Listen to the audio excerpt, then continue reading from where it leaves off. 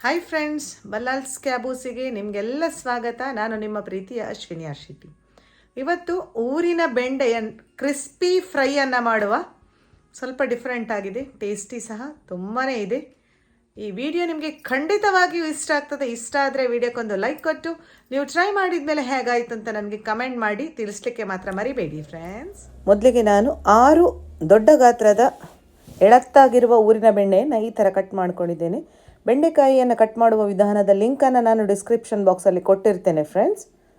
3 table ಸ್ಪೂನ್ನಷ್ಟು ಕಡಲೆ ಹಿಟ್ಟು, ದೊಡ್ಡ ಸ್ಪೂನ್ ಏನಲ್ಲ ಆದರೂ ಫುಲ್ ಹಾಕ್ಕೊಂಡಿದ್ದೇನೆ.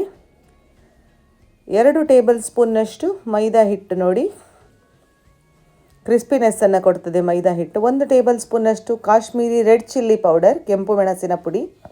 ರುಚಿಗೆ ತಕ್ಕಷ್ಟು ಉಪ್ಪನ್ನು ಹಾಕ್ಕೊಂಡು ಅರ್ಧ ಟೇಬಲ್ ಸ್ಪೂನಷ್ಟು ಇಂಗನ್ನು ಹಾಕ್ಕೊಂಡು ಚೆನ್ನಾಗಿ ಮಿಕ್ಸ್ ಮಾಡ್ಕೊಳ್ತೇನೆ ಡ್ರೈ ಇಂಗ್ರೀಡಿಯೆಂಟ್ಸ್ಗಳನ್ನು. ಡ್ರೈ ಇಂಗ್ರೀಡಿಯೆಂಟ್ಸ್ ಕರೆಕ್ಟಾಗಿ ಮಿಕ್ಸ್ ಆದ ನಂತರ ನಾವಿದನ್ನು ಕಟ್ ಮಾಡಿಟ್ಟಂತಹ ಬೆಂಡೆಕಾಯಿಯ ಪೀಸ್ಗಳಿಗೆ ಹಾಕಿಕೊಳ್ಳುವ.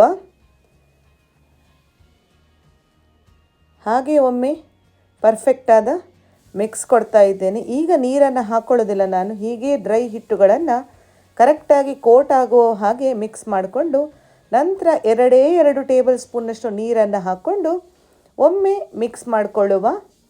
ಈ ಬೆಂಡೆಕಾಯಿಯು ನೀರನ್ನು ಬಿಟ್ಕೊಳ್ಳೋದ ಹಾಗೆ ನಾವು ಕಟ್ ಮಾಡಿಕೊಳ್ಬೇಕು. ಲೋಳೆಯನ್ನು ಬಿಡ್ತದೆ ಇಲ್ಲದಿದ್ದರೆ. ನೋಡಿ, ಹೀಗೆ ಮಿಕ್ಸ್ ಮಾಡಿದ ಬೆಂಡೆಕಾಯಿಯ ಹೋಳುಗಳನ್ನು ಒಂದು 5 ರಿಂದ 10 ನಿಮಿಷ ಮುಚ್ಚಿಡುವ. ನಂತರ ಒಂದು ಬಣಲೆಯಲ್ಲಿ ಕರೆಕ್ಟಾಗಿ ಬಿಸಿಯಾದ ಎಣ್ಣೆಗೆ 1 ಮುಷ್ಟಿಯಷ್ಟು ಗೋಡಂಬಿಯನ್ನು ಹಾಕ್ಕೊಂಡು ಹೊಂಬಣ್ಣಕ್ಕೆ ಬರುವವರೆಗೆ ಅದನ್ನು ಹುರ್ಕೊಂಡು ತೆಗೆದಿಟ್ಕೊಂಡೆ. 1 ಮುಷ್ಟಿಯಷ್ಟು ಕರಿಬೇವನ್ನು ಸಹ ಹಾಕ್ಕೊಂಡು ಹುರ್ಕೊಳ್ತಾ ಇದ್ದೇನೆ. ಅದನ್ನು ಸಹ ಅದೇ ಪ್ಲೇಟಿಗೆ ಟ್ರಾನ್ಸ್ಫರ್ ಮಾಡ್ಕೊಳ್ತಾ ಇದ್ದೇನೆ ನೋಡಿ. ನಂತರ ನಾವು ಒಂದೊಂದಾಗಿಯೇ ಬೆಂಡೆಕಾಯಿಯನ್ನು ಹಾಕಿಕೊಳ್ಳುವ. ಒಂದು ಚೂರು ಕೋಟಿಂಗ್ ಬಿಡೋದಿಲ್ಲ ಫ್ರೆಂಡ್ಸ್. ಮೈದಾ ಹಿಟ್ಟನ್ನು ಸಹ ನಾವು ಹಾಕಿದ್ರಿಂದ ಕ್ರಿಸ್ಪಿನೆಸ್ ಸಹ ತುಂಬಾ ಚೆನ್ನಾಗಿ ಬರ್ತದೆ. ಹೀಗೆ ಒಂದೊಂದೇ ಹಾಕ್ಕೊಂಡು ಮೀಡಿಯಮ್ ಫ್ಲೇಮಲ್ಲಿ ಇದನ್ನು ಕುಕ್ ಮಾಡುವ.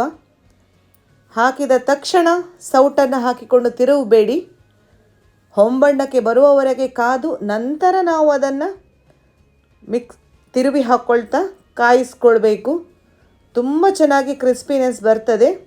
ಹಾಕಿದ ಕೂಡಲೇ ಡಿಸ್ಟರ್ಬ್ ಮಾಡಿದರೆ ಕೋಟಿಂಗ್ ಬಿಟ್ಕೊಳ್ತದೆ ಫ್ರೆಂಡ್ಸ್. ಹಾಗಾಗಿ ಹೊಂಬಣ್ಣಕ್ಕೆ ಬಂದ ನಂತರ ಸೌಟಿನಲ್ಲಿ ತಿರುವಿ ಹಾಕಿಕೊಂಡು ಕ್ರಿಸ್ಪಿನೆಸ್ ಯಾವಾಗ ಬರ್ತದೆ, ಕಲರ್ ಯಾವಾಗ ಇನ್ನೂ ಡಾರ್ಕ್ ಆಗ್ತದೆ, ಆಗ ಒಂದು ಪ್ಲೇಟಿಗೆ ಟ್ರಾನ್ಸ್ಫರ್ ಮಾಡಿ ಅದೇ ಎಣ್ಣೆಗೆ 3 ಕಾಯಿ ಮೆಣಸನ್ನು ಉದ್ದಗೆ ಸ್ಲಿಟ್ ಮಾಡ್ಕೊಂಡಿದ್ದೇನೆ.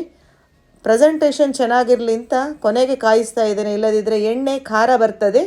ಹಾಗಾಗಿ ಕೊನೆಗೆ ಇದನ್ನು ಕಾಯಿಸ್ಕೊಂಡು ಫ್ಲೇಮನ್ನು ಆಫ್ ಮಾಡಿ ಬೆಂಡೆಕಾಯಿಯನ್ನು ಕ್ರಿಸ್ಪಿಯಾಗಿದ್ದಂತಹದ್ದನ್ನು ಒಂದು ಬೌಲಿಗೆ ಹಾಕ್ಕೊಂಡು ಫ್ರೈ ಮಾಡಿಟ್ಟ ಇತರ ಇಂಗ್ರೀಡಿಯೆಂಟ್ಸ್ಗಳನ್ನು ಸಹ ಹಾಕಿ ಚೆನ್ನಾಗಿ ಒಂದು ಮಿಕ್ಸ್ ಮಾಡುವ.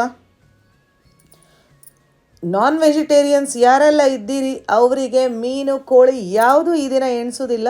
ಅಷ್ಟು ಚೆನ್ನಾಗಿ ಟೇಸ್ಟ್ ಇರುವಂತಹ ರೆಸಿಪಿ ಇದು. ಖಂಡಿತವಾಗಿ ನೀವು ಟ್ರೈ ಮಾಡಿದ ಮೇಲೆ ಥಮ್ ಕೊಡೋದೆ ಅಂತೂ ಇರೋದಿಲ್ಲ.